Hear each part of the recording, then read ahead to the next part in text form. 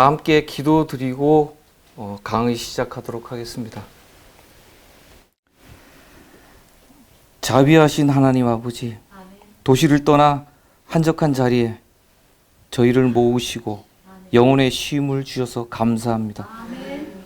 주께서 허락하신 이 시간에 강팍한 바사 왕들의 마음을 복종케 하신 하나님의 역사를 배우고자 합니다. 이 귀한 시간을 주관하시어 저희의 정신을 상쾌하게 하시고 주께서 주시는 말씀의 증거들로 저희 믿음을 견고케 하게 하여 주시옵소서. 우리 주 예수 그리스도의 귀하신 이름으로 간절히 기도드립니다. 모두 평안하셨습니까? 한 번씩 모여서 이렇게 집회하기가 쉽지가 않죠. 예전에는 코로나 때문에 그랬는데 코로나가 사라지고 나서도 이렇게 상황이 그다지 이렇게 좋아진 것 같지는 않습니다. 예. 오늘은 저번에 했던 강의 이어서 6번째인데요. 너무 길다 보니까 이거를 이제 2번으로 나눴어요. 2번으로 나눴는데 예루살렘 중건과 또 2300 주야의 예언이 겹치는 부분이 있어요. 그러다 보니까 바사 왕들의 이 조소를 조금 좀 살펴보고 왜 아닥사스다 왕의 첫 번째 조소가 2300 주야의 시작점이 되는지 그 부분을 살펴보도록 하겠습니다. 제가 전번에 3부와 4부를 할 때 잠깐 요시야 왕의 4명의 아들에 대해서 제가 이제 언급을 드렸는데요. 이때 이제 좀 잘못 전달된 부분이 있어요. 잘못 전달된 부분이 있어서 그거를 이제 먼저 좀 이제 정정을 해 드리고 그렇게 하고 나서 시작하도록 하겠습니다. 요시야 왕의 아들은 이제 첫째가 요하난이었습니다. 요하난이었고 둘째가 여호야김, 그리고 셋째가 여호아하스, 살룸이라는 이름을 이제 가지고 있는 사람이었는데, 그리고 넷째가 시드기야였어요. 근데 이제 왕권이 첫째 아들 요하난이 요시야 왕의 생전에 일찍 죽다 보니까 왕권이 첫째 아들한테 가지 않고 둘째 여호야김에게로 갔었어야 하는데, 이것이 어쩐 일인지 모르지만은 셋째인 여호아하스에게로 갔단 말이에요. 네, 여호아하스에게로 갔고, 이 여호아하스는 애굽의 느고에게 또 붙들려 가서 거기서 죽고, 또 그 왕권이 여호야김에게로 이제 넘어갔는데, 여호야김이 또 바벨론에 저항하다가 또 처형을 당하는 일이 생겼죠. 그렇고 나서 여호야긴에게 이제 왕권이 넘어가요. 그래서 전번에 제가 누가 첫째고 둘째고 셋째고 이제 이런 부분들을 말씀을 드렸는데, 첫째는 요한아니고 둘째가 여호야김인데, 그리고 그 다음에 셋째가 여호아하스인데, 성경의 역대상 3장 15절에 보면 여호아하스가 셋째 아들인데 넷째 아들이라고 언급이 돼요. 왜 그러냐면은 이 여호아하스 왕이 석 달밖에 통치를 못해요.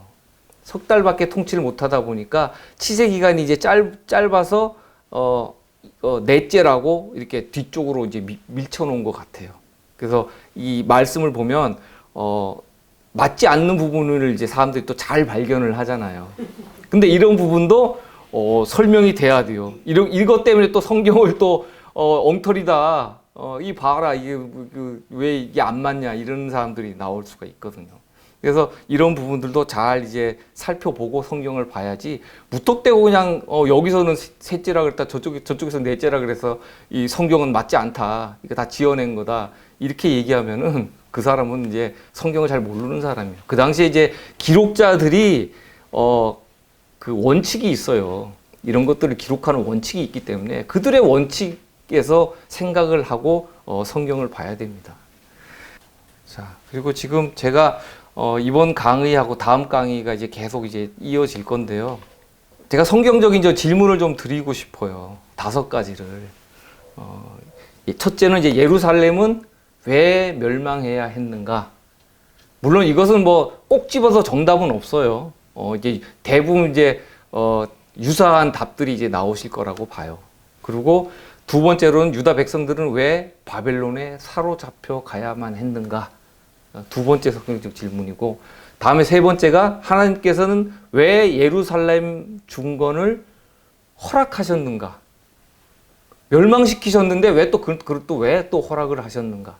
그리고 네 번째는 하나님께서는 왜 아직도 바벨론에서 당신의 백성들을 향해서 나오라 하시는가? 그리고 다섯 번째는 하나님께서는 왜 백성들에게 거룩하라 하시는가? 예수님께서 그렇게 말씀하시죠. 아버지와 나는 하나이다 말씀하시면서 내가 거룩한 것처럼 너희도 거룩해라. 이런 말씀을 하시잖아요. 왜 우리도 똑같이 거룩해야 하는가? 물론 이것은 이제 죄의 문제하고 관련이 된 부분이에요. 2300주의하고도 관련된 부분이에요. 이 죄의 문제는. 자, 그래서 제가 이게 성경적 질문을 한 5가지를 드려봤어요. 이것을 이제 제가 뭐 당장에 이제 답을 구하는 건 아니고 한번 하셨다가 나중에 언제 교제 시간이 되면은 한번 더 말씀 나누는 시간이 됐으면 합니다. 자, 이번에 6째 강의에서 주로 다루는 내용은 첫 번째는 이제 예루살렘 성전 성읍의 중건을 명령한 왕들의 조서예요. 이 조서가 이제 4번이 내렸죠. 4번의 조서가 있어요. 이것들을 한번 살펴보고, 두 번째는 2300주의 예언의 기산점이 되는 조서는 어떤 것인가? 왜 그 조서를 기산점으로 삼는가? 여기에 대한 증거를 한번 제시를 해보려고 합니다. 자, 미가서 3장 9절부터 3장 12절까지 읽겠습니다. 미가서 3장 9절부터 12절까지의 말씀입니다. 야곱 족속의 두령과 이스라엘 족속의 치리자 곧 공의를 미워하고 정직한 것을 굽게 하는 자들아, 청컨대 이 말을 들을지어다. 시온을 피로 예루살렘을 죄악으로 건축하는도다. 그 두령은 뇌물을 위하여 재판하며 그 제사장은 삭슬 위하여 교훈하며 그 선지자는 돈을 위하여 점치면서 오히려 여호와를 의뢰하여 이르기를 여호와께서 우리 중에 계시지 아니하냐, 재앙이 우리에게 임하지 아니하리라 하는도다. 이러므로 너희로 인하여 시온은 밭같이 갈물당하고 예루살렘은 무더기가 되고 성전에 사는 수풀의 높은 곳과 같게 되리라 하고 이렇게 미가가 예언을 했죠. 이 말씀을 보면 이 미가는 사마리아가 멸망되기 전이에요. 그러니까 유다 예루살렘도 멸망되기 전이죠. 그 당시에 활동했던 선지자가 이사야와 이제 호세아 두 선지자가 활동을 했는데 이분들은 좀 연령이 좀 더 높으셨고 이 미가 선지자는 그분들의 사역하는 후반부에 나타나서 이제 사역을 맡았던 분이에요. 근데 이제 우리가 이제 이사야나 예레미야 선지자 같은 경우에는 이제 말씀을 자주 다루는데 미가 선지자 같은 경우는 잘 다루지 않는 경향이 있죠. 근데 이분도 똑같이 사마리아의 멸망과 예루살렘의 멸망을 예언을 했어요. 경고의 기별을 분명히 줬지만 이들이 듣지 않았죠. 듣지 않았어요. 똑같이 사마리아도 무너져서 돌무더기가 남았고 예루살렘도 무너져서 돌무더기만 남았어요. 똑같이 됐어요. 이 미가는 아수르가 세계를 지배하던 시기인 이제 8세기 후반부터 7세기 전반까지 그 예언적 봉사를 수행을 했는데 이 미가야라는 이 이름이 미가야의 약자예요. 단축형이에요. 근데 미가야가 누가 여호와와 같으냐 이런 뜻이에요. 그러니까 미가엘과 동의어예요. 미가야는 동의어예요. 누가 여호와와 같으냐 이런 이름을 가지신 선지자분이었어요. 자, 느헤미야 9장 30절, 호세아 9장 17절, 스가랴 7장 12절의 말씀을 또 계속 읽도록 하겠습니다. 제가 여기서 강조하는 부분이 어떤 건지 한번 들어보세요. 그러나 주께서 여러 해 동안 용서하시고 또 선지자로 말미암아 주의 신으로 저희를 경계하시되 저희가 듣지 아니함으로 열방 사람의 손에 붙이시고도 다음 절입니다. 저희가 듣지 아니함으로 내 하나님이 저희를 버리시리니 저희가 열국 가운데 유리하는 자가 되리라. 또 마지막 절입니다. 그 마음을 금강석 같게 하여 율법과 만군의 여호와의 신으로 이전 선지자를 빙자하여 전한 말을 듣지 아니함으로 큰 노가 나 만군의 여호와께로서 나왔도다 하고 이 성령의 반복된 기별을 이 거절함으로 인해서 이들이 멸망을 당했다고 말씀을 하시죠. 근데 여기서 강조되는 말씀이 이 세 개 구절에 똑같이 반복되는 게 뭐냐면 저희가 듣지 아니함으로, 저희가 듣지 아니함으로, 저희가 듣지 아니함으로. 분명히 하나님께서는 경고의 기별을 주셔요. 그냥 무자비하게 그냥 쓸어엎고 그렇게 행하시는 하나님이 아니세요. 이 자비 하나님께서는 분명한 경고의 기별을 여러 선지자들을 통해서 계속 반복해서 주셨고, 그런데도 불구하고 이들이 듣지 아니함으로, 듣지 아니함으로, 듣지 아니함으로. 이렇게 듣지 아니함으로가 3번이 쓰였다는 것은 이들이 얼마나 완악해지고 완고해졌는지 그들의 신앙 상태를 알 수 있는 말씀이에요. 그래서 이 예루살렘이나 사마리아의 멸망은 국가적인 멸망도 있지만 개인적인 멸망에 대한 경고예요. 경고도 있어요. 이 똑같은 경고예요.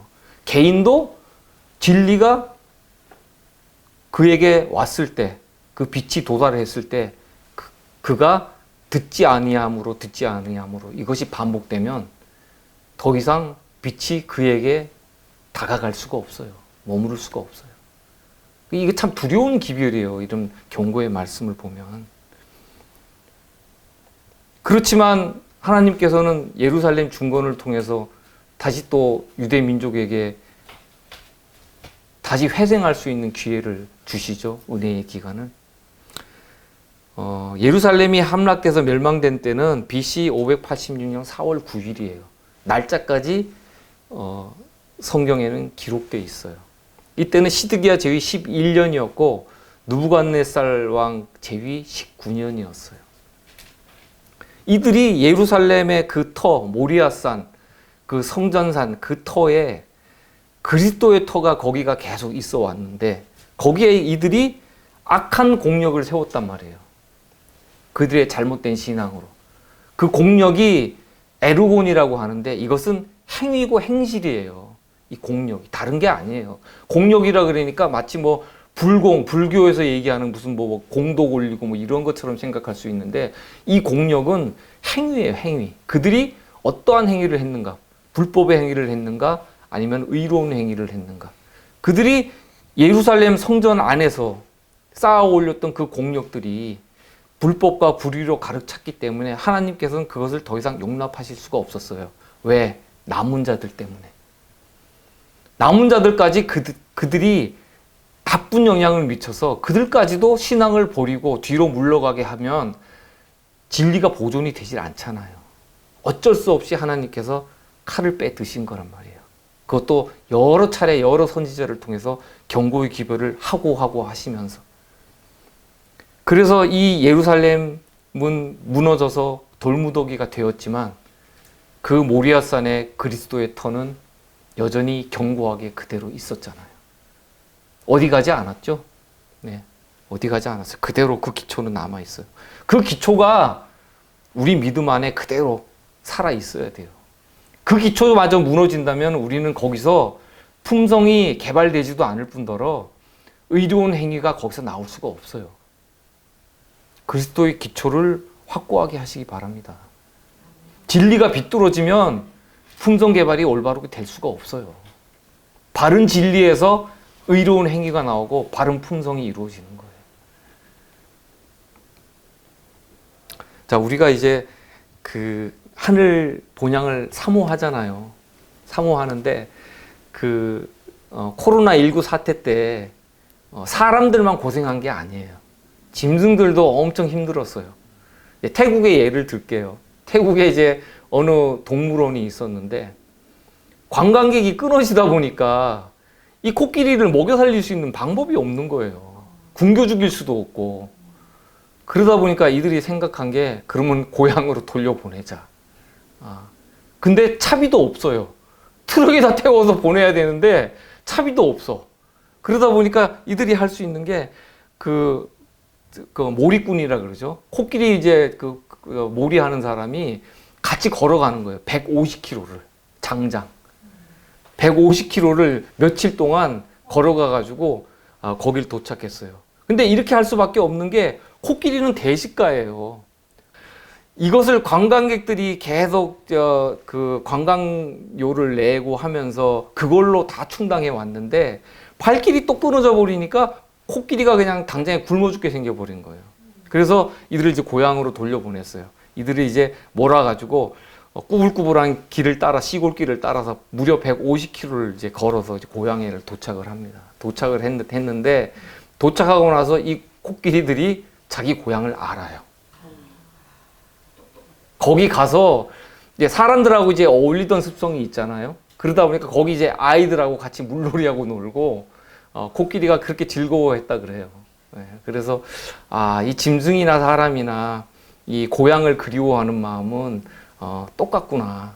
그 수구지심이라는 말이 있죠. 수구지심이라는 말이 있는데 이게 여우가 죽을 때 자기 고향 쪽으로 머리를 두고 죽는다 그래요. 그래서 수구지심이라는 그 한자 성어가 있어요. 예, 우리도 하늘 본향을 뭐 여우보다도 더 하늘 본향을 사모해야 되지 않겠어요? 그 짐승도 그렇게 자기 본향을 그리워하는데. 자, 그리고 이제 바벨론에서 70년 동안 이제 포로 생활을 이제 마친 이들이 새로 이제 은혜의 시기가 시작되는데 바사의 그 완악한 왕들이 그 조소를 내립니다. 이제 조소가 4번을 내리는데 이제 고레스 왕 원년 이제 537년이죠. BC 537년에 저 성전 중건령을 내려요. 이때 이제 1차 귀환이 이루어졌고 수룹바벨과 대제사장 여호수아가 이때 이제 나오게 되죠.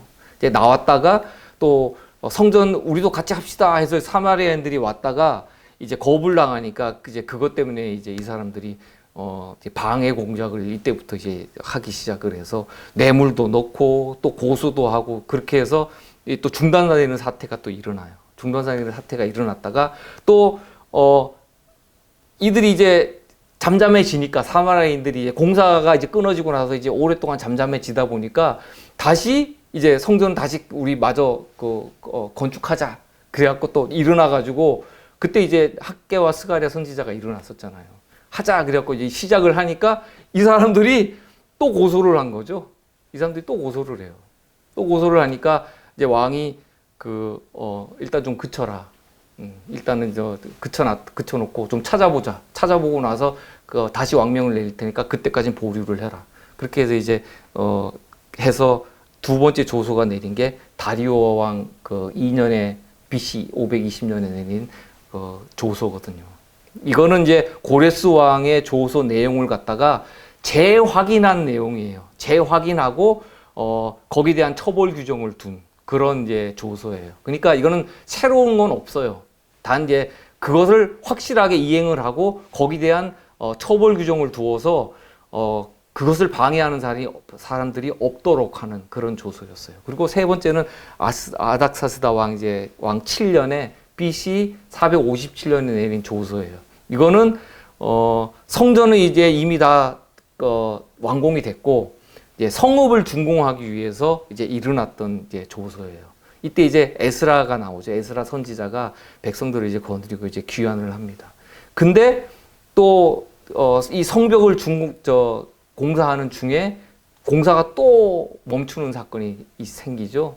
이제 방백 룸과 서기관 심지의 그 동료들이 또 고소를 합니다. 또 고소를 해서 또 중단이 되는 일이 있어요. 그리고 또 네 번째 이제 아닥사스다 왕이 20년에 BC 444년에 한 번 더 또 이제 성벽 또 예루살렘 성읍 중건령을 다시 내려요. 이때 느헤미야가 이제 나오죠. 느헤미야가 나와서 그 예루살렘 성읍을 이제 완전하게 다 이제 완공을 하는 공사를 마무리 짓는 그 대사역을 이제 마치는 일을 해냅니다. 자, 고레스 왕 이제 조서부터 이제 살펴볼게요.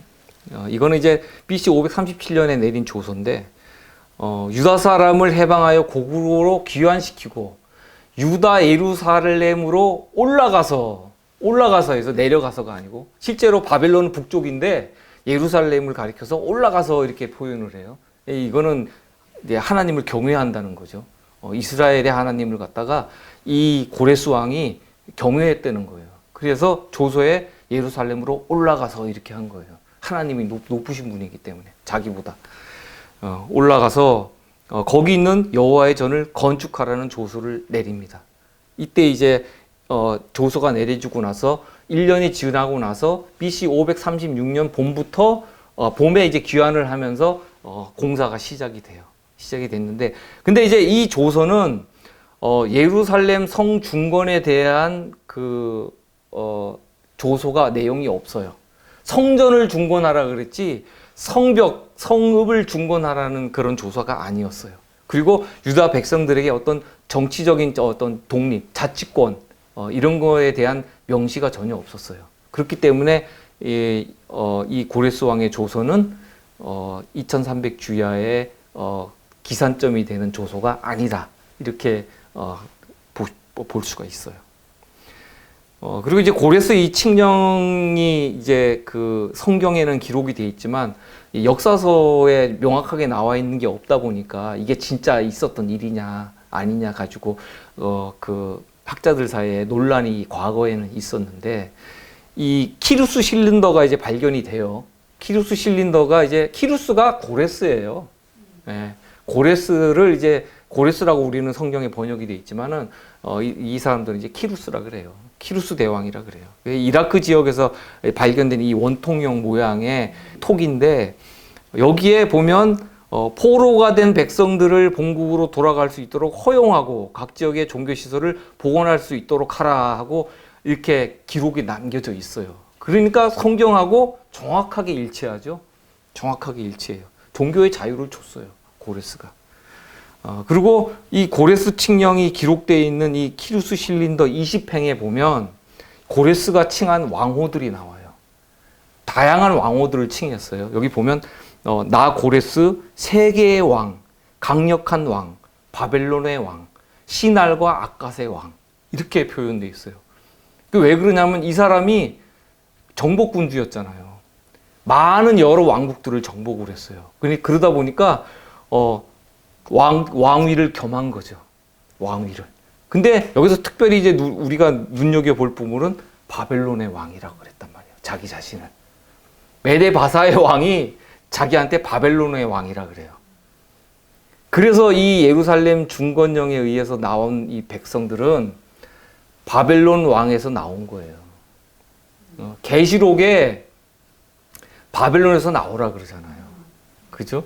그리고 백성들이 이제 그 첫째 천사의 기별, 둘째 천사의 기별, 셋째 천사의 기별이 이 세 번에 있는 것처럼 마치 이들도 1차 귀환령, 2차 귀환령, 3차 귀환령이 있잖아요. 세 번의 기회가 있었단 말이에요. 세 번이 똑같이. 바벨론 왕이 내보내줬어요. 이 당시에는. 이 당시엔 내보내줬는데 계시록에 말씀되어 있는 마지막 때 과연 그 바벨론 왕이 우리를 순순히 내보내줄까요? 그 부분을 잘 생각하셔야 돼요. 우리가 이제 코로나19 사태를 겪으면서 우리나라는 이제 심하게 통제를 하지 않은 편이에요. 근데 심하게 통제한 나라 같은 경우에는 군대가 동원됐어요. 군대가 동원돼서 사람들이 이 마을에서 저 마을로 차량으로도 이동 못하게 다리를 다 막아버리고 군대가 장갑차 가지고 나와서 길을 막아서 지켰었어요. 마지막 때가 되면 우리도 그렇게 될 수 있어요. 이동의 자유가 없단 말이에요. 그런 부분들을 우리가 미리 생각을 하고 기회가 되시는 분들은 시국 기별을 빨리 순종하셔야 돼요. 빨리 순종하셔야 돼요. 기회가 안 되는 분들은 믿음으로 여기서 살 수도 있어요. 살 수도 있고 진짜 순교자의 정신으로 살 수도 있어요. 그러나 기회가 됐는데도 자기가 그렇게 자기 욕심에 자기 주장대로 그렇게 남아서 안 나가고 그런 사람들은 하나님께서 보호하실 수가 없어요. 기회가 되는 사람들은 나가는 게 맞아요. 자, 그리고 바벨론 왕 이제 고레스라고 이 키루스 실린더에 기록이 돼 있는데 여기 보면 바벨론 왕 아닥사스다라고 또 느헤미야 13장 6절에 기록돼 있어요. 성경이 정확하죠? 정확해요. 그 이 당시에 사람들은 성경을 보면서 왜 메데바사 왕이 왜 바벨론 왕이라 그러지? 이 성경이 기록 잘못된 거 아니냐? 엉터리 아니냐? 막말로 이제 그런 사람들도 나왔을 수 있어요. 왜냐하면은 맞지 않으니까. 분명히 바사 제국의 왕인데 왜 바벨론을 칭하냐고요. 말이 안 맞잖아요. 근데 여기 보면 성경이 맞아요. 성경이 맞아요. 고레스도 자신을 바벨론 왕이라 그랬고 아닥사스다도 바벨론 왕이라 그랬어요. 자, 두 번째 조서 아까 제가 말씀드렸죠. BC 520년에 내려졌고 고레스 조서를 재확인한 거였다. 기록을 문헌을 찾아보니까 당시 이제 강서편의 총독의 이름은 우시탄이었어요. 근데 성경에는 다뜨네로 돼 있거든요. 근데 이거 가지고도 또 시비 거는 사람이 있어요. 성경이 안 맞지 않느냐. 여기 보면 기록의 문헌에 분명히 여기 이게 나와 있는 게 그 당시에 이제 총독을 파하트라고 불렀는데 그럼 총독이 우시탄이라가 총독인데 다뜨네라가 기록됐으면 성경의 기록이 잘못된 거다 이렇게 말했는데 여기 문헌을 찾아보니까 어떤 게 있냐면 이 사람이 BC 520년 봄에 다리오 왕으로부터 총독으로 임명을 받아요. 근데 이 사람이 총독의 그 관할 지역을 두 군데를 갖고 있었어요. 한 군데는 바벨론 지역, 바벨론의 총독이었고 또 한 군데는 이 강서편 사마리아 땅, 사마리아예요. 강서편은.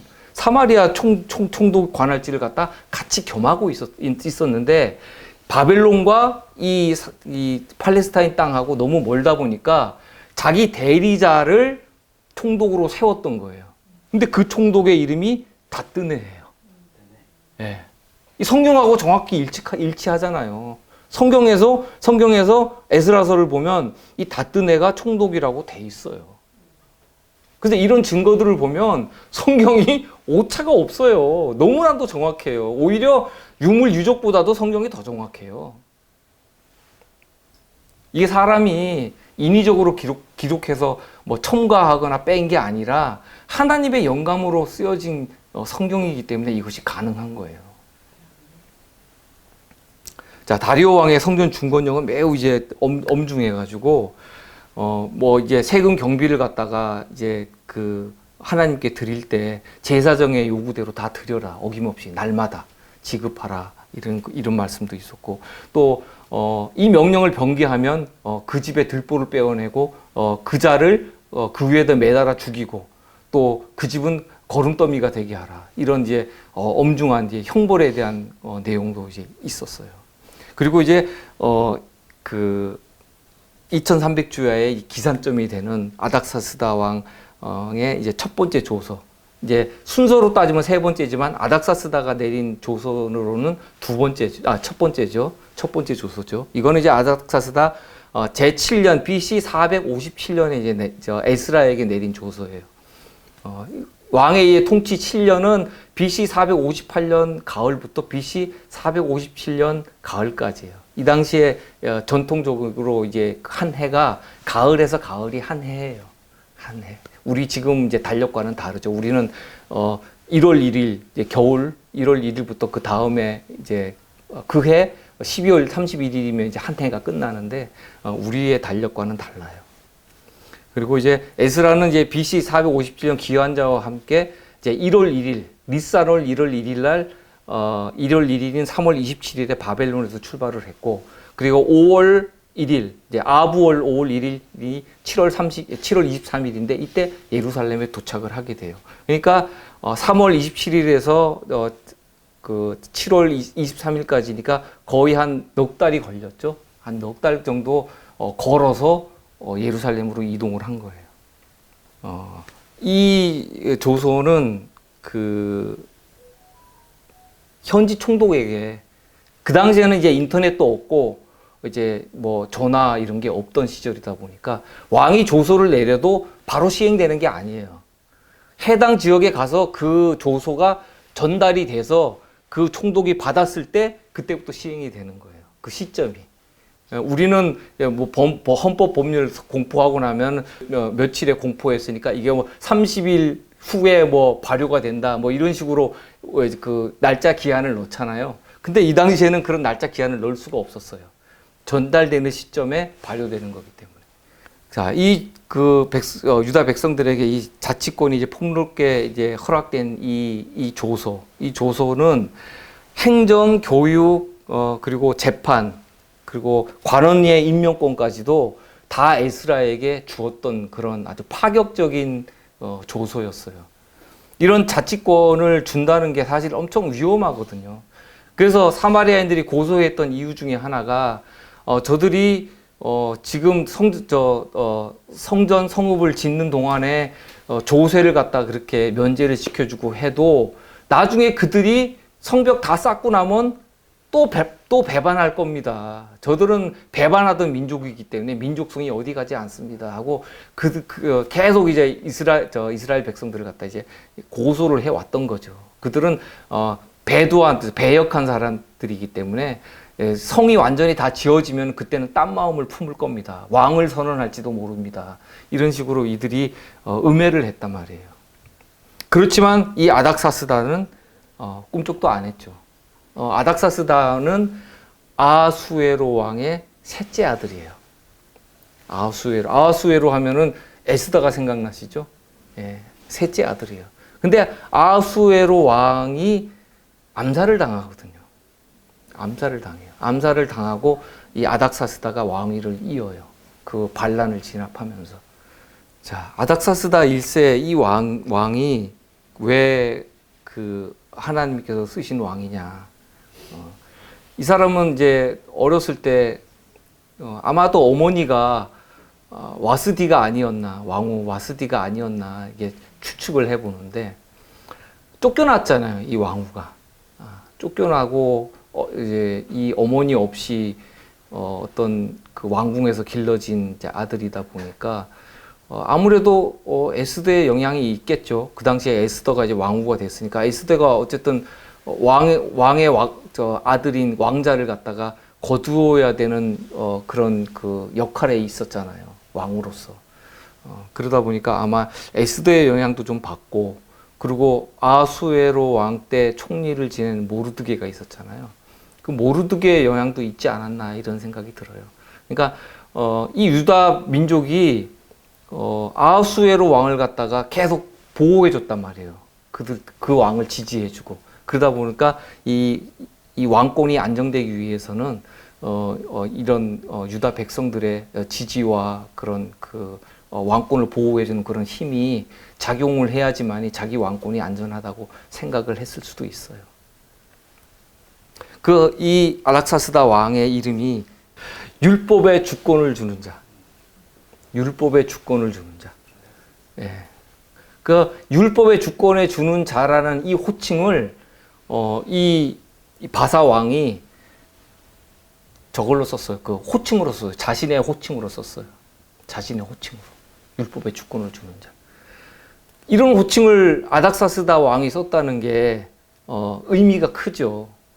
의미도 크고, 또 이 아닥사스다 왕이 어렸을 때부터 두드러지게 오른팔이 길었어요. 이렇게 하면 우리 테니스 선수들 이제 테니스 오른팔로 많이 치다 보면 오른팔이 더 길어져요. 막 이렇게 더 길어져요. 이만큼씩.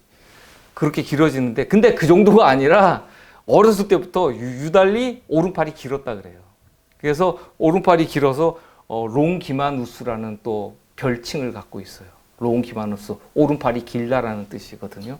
근데 성경에서 이 오른팔이 어떤 뜻을 상징을 해요? 오른팔. 승리자. 그죠? 승리자. 하나님의 대리자.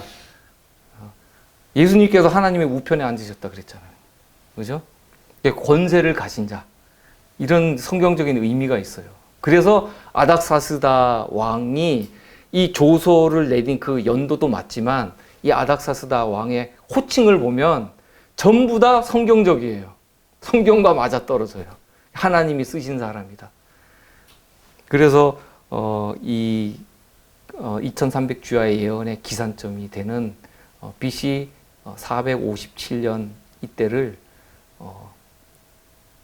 기산점으로 잡는 거예요. 자, 예루살렘 중건에 이제 중건을 명령한 조서는 어떤 조서였어요? 예루살렘 중건. 예루살렘 성전이 아니라 예루살렘 성전을 포함한 예루살렘 성읍까지 다 명령한 조서가 어떤 조서였어요? 네. 자, 에스라 1장에 있는 그 고레스 왕의 조서는 성전 중건령만 있고 예루살렘 도성은 언급하지 않아요. 그래서 이건 기산점이 될 수가 없어요. 또 에스라 2장에 있는 다리오 왕의 조서도 이 조서로 인해서 성전 중건이 마무리되었지 예루살렘 성벽 성읍이 중건이 마무리된 조서가 아니었어요. 그래서 이것도 기산점이 아닙니다. 그러면 결과적으로 예루살렘 중건의 결과를 가져온 조서는 폐허가 된 예루살렘을 성전과 성벽과 그리고 해자와 거리까지, 거리라 그러면은 가옥이에요, 가옥. 사람이 사는 집, 뭐 상가 다 포함되어 부대 시설 이런 것까지도 다 복구하고 회복하는 것을 의미를 하는 거예요. 그 이전에 고레스와 다리오 왕의 조서는 성전 중건에 초점이 있었던 반면에, 그러니까 성전 중건이 마침으로 인해서 이 고레스 왕의 조서와 다리오 왕의 조서는 그 효력이 끝난 거예요. 그것으로 효력이 끝났고 세례의 효력이 발생한 것이 바로 이 아닥사스다 왕의 첫 번째 조서란 말이에요. 그래서 이 예루살렘 도성의 중건은 이 세 번째 조서인 아닥사스당의 조서가 내려진 BC 457년이 되는 겁니다. 다니엘서 9장 25절을 보면 그 히브리어가 중건하라는 이제 히브리어가 쓰인 부분이 있는데 이 그 단어를 이제 읽어보면 르아시브 여리브 노트예요. 말이 어렵죠? 뭔 소리인지도 모르겠는데 어쨌든 간에 이 말에는 복합 동사가 들어있어요. 두 가지의 동사가. 이 동사가 들어있는데 하나는 슈브와 바나예요. 근데 슈브는 회복하다. 바나는 건축하다. 회복하다는 것은 과거에 있던 거대로 되돌리다. 이런 뜻이 있어요. 그대로 원상복귀하다. 이런 뜻이 있는 게 바로 슈브고, 그리고 바나는 말 그대로 건축물, 구조물을 갖다 쌓아 올리다, 건축하다 이런 뜻이 있어요. 근데 다니엘서 9장 25절에서 사용된 단어는 이 두 가지가 다 사용이 돼요. 그러니까 회복도 하고 건축도 하고. 그래서 다니엘 9장 25절에 말씀하신 이 절로 인해서 그 예루살렘 중건령이 언제 떨어졌고 하는 그 기점을 잡을 수 있는 그 말씀의 그 기초가 된 거예요. 이 두 가지의 바나와 슈브가 이제 합쳐진 그 의미는 좀 전에도 말씀드렸지만 예루살렘 성벽이 완전하게 복원이 돼야 되고, 또 사람이 살던 거리와 가옥이 그대로 또 복원이 돼야 되고, 또 해자까지 둘러파고, 또 성전 건축은 이미 그 전에 다 이루어졌고, 성전 건축도 물론 다 들어가야 되죠. 그 예루살렘에는 성전과 성벽, 가옥이 다 포함되어 있기 때문에 이 도성이. 그래서 이것을 이제 다 회복함으로 인해서 국가 통치권, 자치권이죠. 자치권도 회복이 됐고, 자유로운 예배, 종교가 회복이 된 거예요. 하나님을 섬기는 그 종교가 다 회복이 된 거예요. 그래서 이 아닥사스다 왕의 조서를 2300 주야의 기산점으로 잡는 거예요. 여기를 기산점으로 잡게 되면 다른 것들이 다 풀려요. 우리가 단추를 끼잖아요. 첫째 단추를 잘못 끼면 어떻게 해요? 끝에 단추도 안 맞아요. 안 맞아요. 근데 첫째 단추부터 제대로 딱 끼고 들어가면 순차적으로 딱딱 맞아 떨어져요. 끝에 단추까지. 근데 그것이 바로 이 아닥사스다 왕의 조서란 말이에요. 여기다 맞췄을 때 다 맞아 떨어져요. 2300 주야의 예언이 한치의 오차도 없이. 그리고 이제 다른 조서가 2300 주야의 기산점이 되면은 문제가 발생하거든요. 근데 어떤 문제가 발생하냐면은 첫 번째 고레스 왕의 조서의 경우에 이제 내린 연도가 BC 537년인데 이 69일에가 483년이잖아요. 480년을 갖다가 이 537에서 빼면 54가 나오거든요. 근데 이 54가 나오면 BC 54가 나오면은 안 맞아요. 예수님이 사역하신 봉사하신 그 기간하고 전혀 맞질 않아요. 전혀 맞지 않아요. 그래서 이것은 기산점이 안 되는 거예요. 안 되는 이유예요. 고레스 왕의 조서는.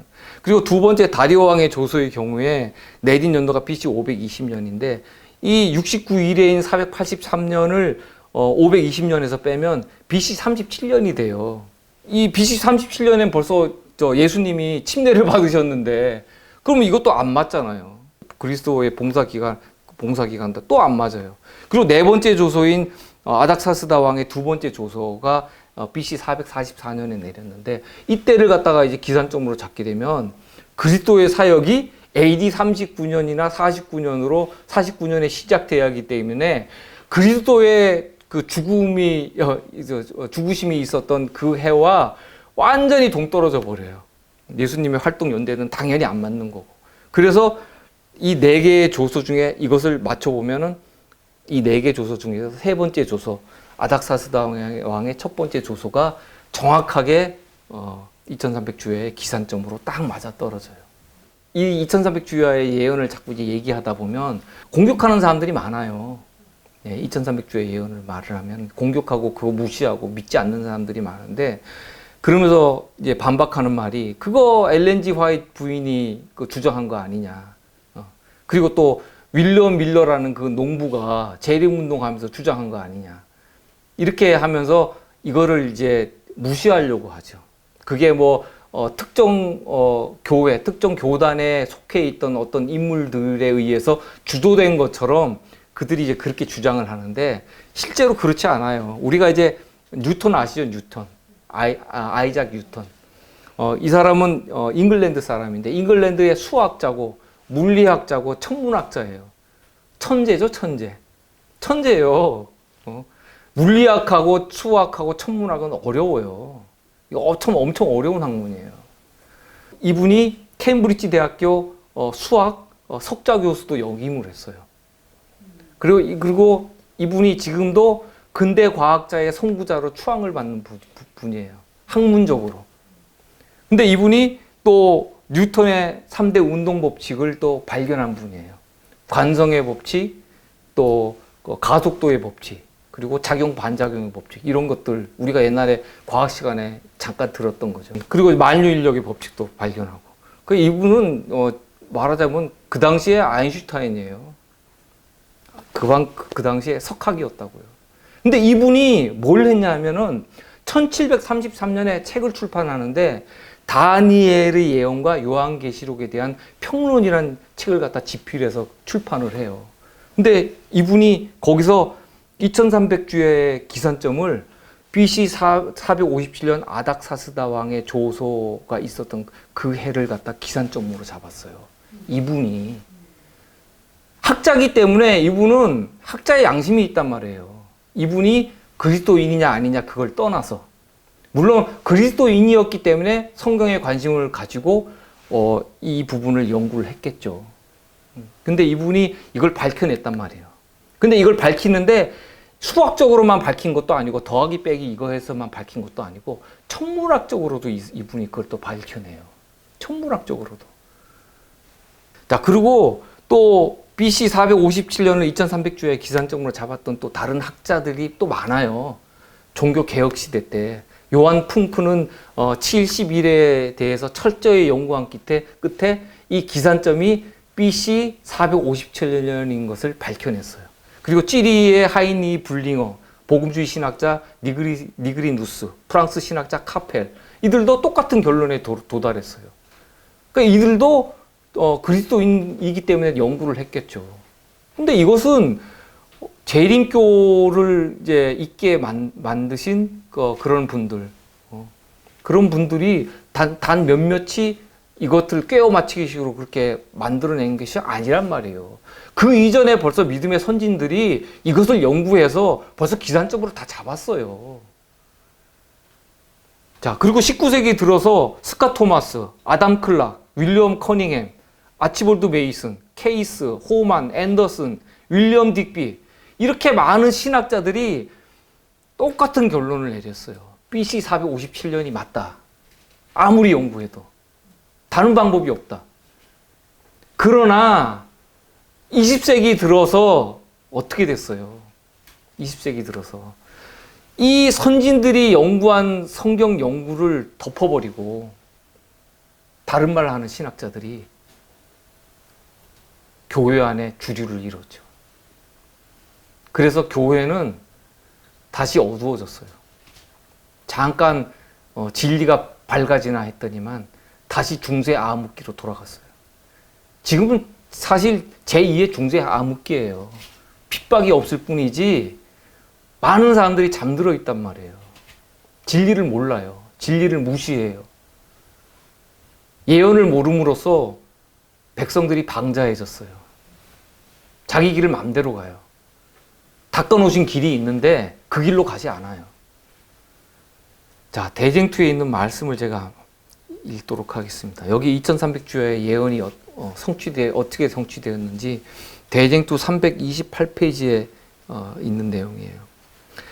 유대인을 위하여 배당된 70주일 곧 490년은 우리가 살펴본 것처럼 서기 34년에 끝났다. 서기 34년에 무슨 일이 있었어요? 스데반 집사의 순교가 있었죠. 그러면서 복음이 이방인들한테 전해졌어요. 그때 유대의 사내들인이 취한 태도 곧 스데반을 죽이고 그리스도를 따르는 사람들을 박해함으로 복음을 거절한 것은 국가로서 그들의 운명을 결정짓는 일이 되었다. 그리하여 복음은 그 택감받은 국민들에게만 제한되지 않고 온 세계에 전파되었다. 이와 같이 예언에 열거된 사건들은 놀라울 정도로 모두 성취되었다.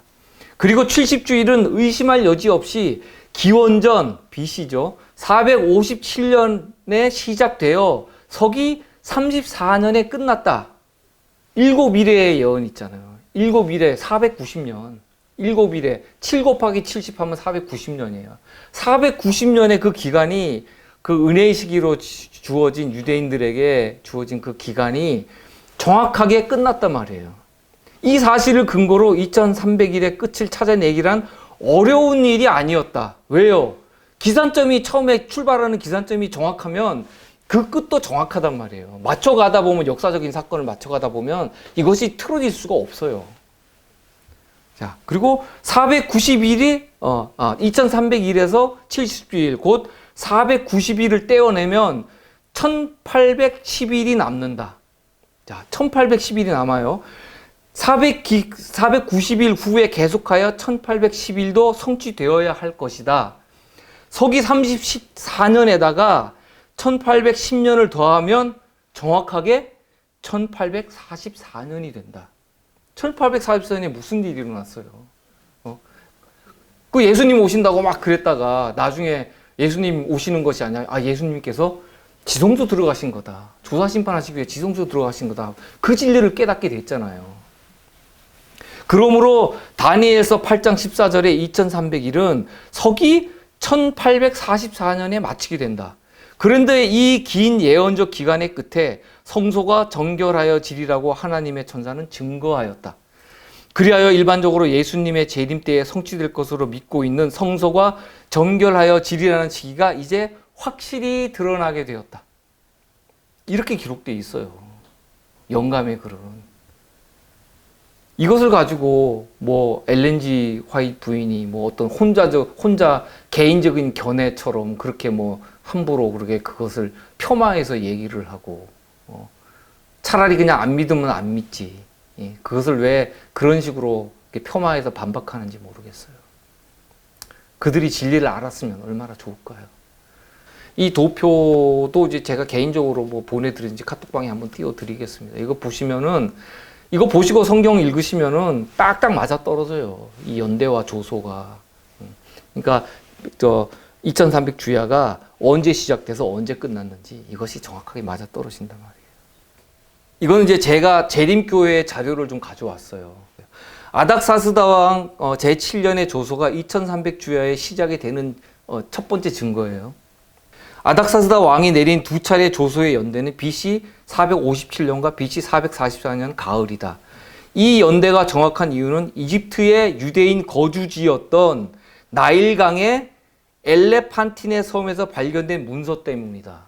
이 고고학 유적이 있어요. 발굴이 있어요. 이 문서들 가운데 하나인 브루클린 박물관 파피루스 크라일링 6번에서 그 연대가 나타나므로 정확한 연대임을 고고학적 유물로 증명했다. 고고학적으로 이거 증명이 된 거예요. 고고학적으로. 이 증거가 돼 있는 것을 왜 이것을 뭐 사람이 꿰어 맞힌 것처럼 그렇게 자꾸 폄하하고 그러냐고요. 연구해보지도 않고. 자, 이것도 두 번째 증거입니다. 이것은 아까 뉴턴 제가 말씀드렸죠. 수학자이고 천문학자 뉴턴도 아닥사스다 왕 제7년이 BC 457년이라는 사실을 확인했다. 그는 20여 개 이상의 일식 기록으로 확증된 프톨레미 역서, 프톨레미 그 당시에 사용하던 역서예요. 역법이에요. 그것을 사용해서 천문학적으로 정확히 입증했다. 단순히 더하기 빼기만 한 게 아니라 그 당시 쓰던 달력 있죠. 달력 추적해서 가서 따져본 거예요, 연도를. 근데 이것이 정확하게 BC 457년이 맞다. 뉴턴은 아까 말씀드렸잖아요. 천재라고. 우리 머리, 이분 머리 못 따라가요. 인간적으로 우리가 모자라는 부분은 다른 사람들이 채워줄 수 있어요. 내가 없는 것을 다른 사람들이 부족한 부분을 채워줄 수 있단 말이에요. 신앙적인 부분을. 그러니까 다른 사람 그렇게 이렇게 도움을 주려고 하는 것들을 무시하지 마시고 성경을 펴서 베레아 사람들처럼 연구해 보시기 바랍니다.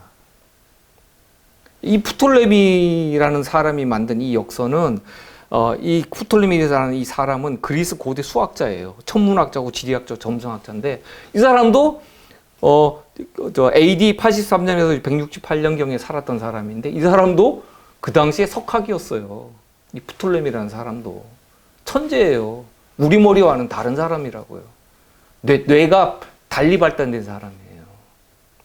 근데 이 사람이 했던 이런 연구 결과들이 이렇게 남아 있는데 유럽에서는 15세기가 돼서야지 이 천문학 수준이 과거 프톨레미 시대에 이르게 됐단 말이에요. 오히려 이 역법을 갖다가 사람들이 잊어버렸던지 아니면은 계산을 잘 못했던지 해서 뒤로 후퇴했어요. 과거보다도. 그 2세기 때보다도 후퇴했다가 15세기에 돼서야 같아진 거예요. 2세기 때 그 역법을 15세기 때 이제 사람들이 이제 그 당시에 그걸 그때서 와서야 그걸 이해하게 된 거예요. 그러니까 중간에 있던 사람들은 그걸 다 역법을 잊어버렸던지 아니면 뭐 머리가 모자라서 못 따라갔던지 간에 어쨌든 간에 이것이 과거의 거를 되찾았단 말이에요. 과거 사람들이 지금 현재 사람들보다 더 똑똑해요. 그 왜 사람들은 이게 현대 이 신인류가 우리가 제일 똑똑하고 최고의 문명을 이룬 사람들이라고 생각하는지 모르겠어요. 그렇지 않아요. 옛날에 문자가 없었던 이유는 그들이 말하면 다 외웠어요. 다 기억했어요. 문자가 필요 없어요. 근데 왜 문자가 왜 필요했어요? 사람들이 머리가 퇴화됐단 말이에요. 자꾸 잊어지니까 문자를 만들어서 그걸 기록해서 남기려고 한 거란 말이에요. 이렇게 모든 거를 순리적으로 이해를 하면 아무런 문제가 생기질 않아요. 자, 그리고 또 세 번째 증거예요. 바벨론 연대기가 있어요. 바벨론 연대기. 이게 문헌인데 바벨론 연대기에 의하면 아닥사스다 왕 7년이 BC 457년이 맞아요. 왜? BC 459년 티시리 1일은 10월 12일이고 또 BC 458년은 티시리 1일은 10월 2일이에요. 그리고 BC 457년 그 아닥사스다 왕 조소가 내린 그때 BC 457년은 티시리 1일이 9월 21일이에요. 이것을 과거로 달력을 되돌려 가지고 맞춰본 거예요. 지금 달력하고 맞춰본 거예요. 그러니까 이게 맞아요. 정확히 맞아떨어져요. 고고학적 유물이 발견되어 확실한 연대를 산정할 수 있게 되었어요. 따라서 2300주야의 예언의 기산점은 정확히 BC 457년이에요. 이것은 더 이상 반박의 여지가 없습니다. 2300주야의 예언의 기산점이 BC 457년이 확실하다는 믿음을 가지시기 바랍니다. 이 예언의 말씀은 고고학적 어떤 유물의 발견과 천문학에 의한 계산으로도 밝혀진 사실이에요.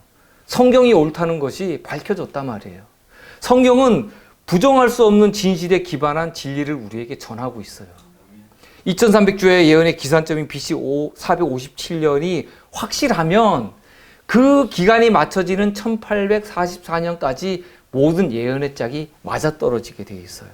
2300주야 예언을 깨닫고 이해하는 것은 우리의 믿음의 이정표를 확실히 세우는 일이 됩니다. 이로 인해 성소 진리와 대속죄일의 그 성소 정결의 문제도 어렵지 않게 풀어지는 거예요. 2300주의 예언은 구약과 신약을 잇는 진리의 거대한 산맥과도 같아요. 우리가 예언을 연구할 때 다니엘서와 요한계시록을 같이 연구하죠. 2300주야 예언의 정확한 해석은 오직 재림교회가 받은 축복이에요. 다른 교회는 없어요. 말세를 당한 마지막 세대가 반드시 알아야 할 예언이며 이것을 깨닫고 이해할 때 계시록 14장 4절의 말씀이 무엇인지 우리가 알게 돼요. 어린 양이 어디로 인도하든지 따라가는 자가 우리가 될 수 있단 말이에요. 예언을 따라가기 때문에 그리스도의 발자취를 우리가 따라간단 말이에요.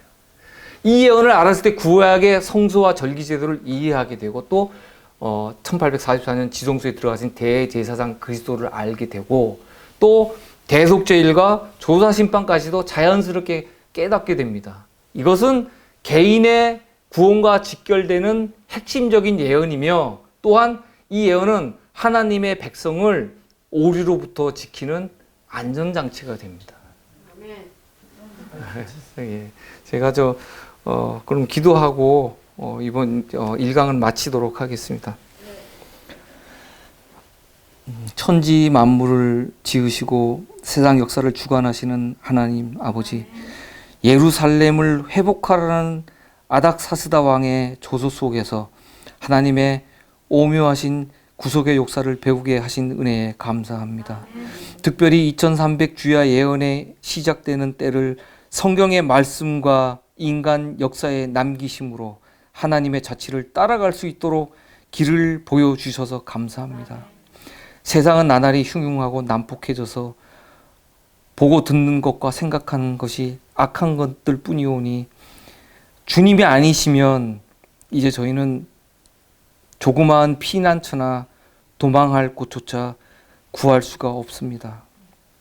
끝까지 견디는 자는 구원을 얻으리라고 하신 말씀에 의지하오니 주여 저희 적은 무리를 불쌍히 여겨 주시옵소서. 우리 주 예수 그리스도의 귀하신 이름으로 간절히 기도드립니다. 아멘.